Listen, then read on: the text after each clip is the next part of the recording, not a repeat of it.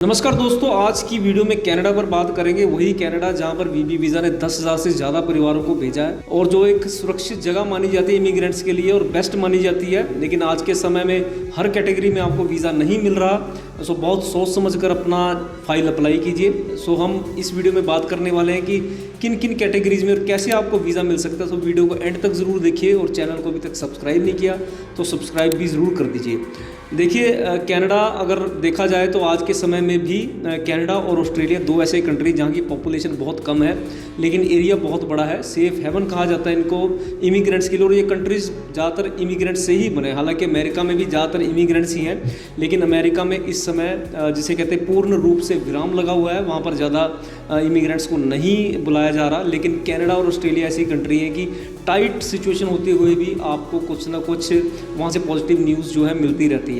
इस समय कनाडा का जो सबसे बड़ा उनका फैसला है ये है कि स्टूडेंट्स को वीज़ा नहीं देना।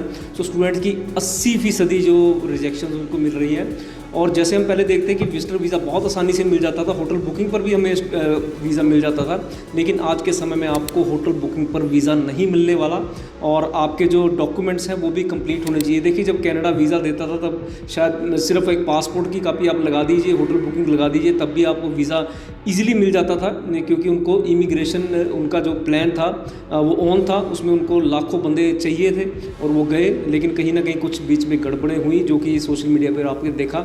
तो उसके बाद वो बहुत चुनिंदा लोगों को वीज़ाज़ दे रहे हैं। ऐसा नहीं कि वीज़ाज़ रुक गए हैं, वीज़ा रुके नहीं है, लेकिन बहुत ही ज़्यादा फ़िल्टर कर दिया गया है। सो अगर आपने कनाडा का विजिटर वीज़ा अप्लाई करना तो मैं सलाह दूंगा आपको केवल होटल बुकिंग पर अप्लाई मत करें।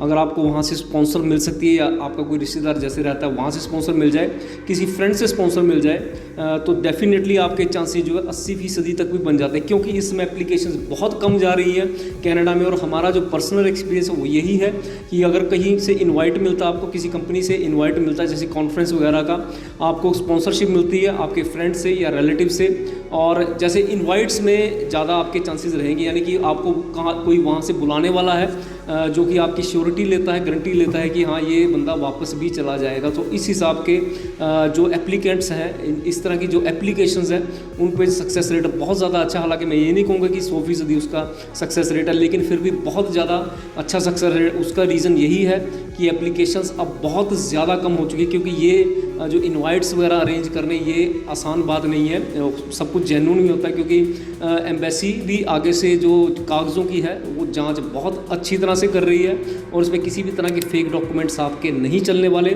और दूसरा जो कैटेगरी है वर्क वीज़ा, डेफिनेटली कनाडा में हमेशा कामगारों की ज़रूरत रहती है, और जो कामगार उनको वहाँ पर नहीं मिल रहे उसके लिए LMIA का जो बेस सिस्टम है उसको अगर आप फॉलो करते हैं, ऐसी कोई डिमांड आती है जिसमें कि आपका प्रोफेशन फॉलो कर रहा है और उसमें आप पूरे सिस्टम से अप्लाई करते हैं, तो डेफिनेटली उसमें भी आपको वीज़ा जो है मिल सकता है। सो इन नटसेल मैं ये कह सकता हूँ कि कनाडा ने वीज़ा भी रोका नहीं है, लेकिन आपको जो वीज़ा मिलना है पहले जो बहुत आसानी से मिल जाता था, चंद डॉक्यूमेंट्स के साथ मिल जाता था, अब वो डॉक्यूमेंटेशन आपकी बहुत ज़्यादा स्ट्रॉन्ग होनी चाहिए, जेन्युइन होनी चाहिए, आपका पर्पस ऑफ विजिट बहुत ज़्यादा जेन्युइन होना चाहिए।